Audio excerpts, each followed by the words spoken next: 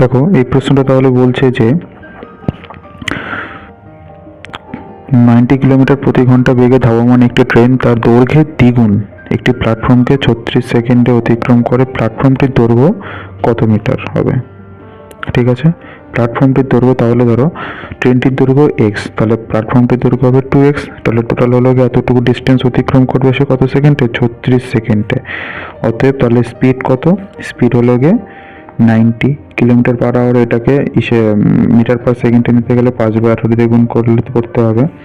আর এদিকে তাহলে পাবে 3x সমান সমান 90 ইন্টু 15/18 ইন্টু 36, 18 দুগুণে 36 হয়ে গেল। আর এদিকে 3 দিয়ে কাটলাম, 3 তিরিককে 9 30, তাহলে কত হচ্ছে? 5 দুগুণে 10, 300।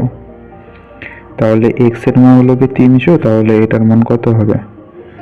এটার মান তাহলে হবে 600। এটা হলো কি প্ল্যাটফর্ম, তাই না? তাহলে এটা হবে ট্রেনটির মান, ট্রেনটির দৈর্ঘ্য হলো গিয়ে 300, প্ল্যাটফর্মটির দৈর্ঘ্য হলো গিয়ে 600।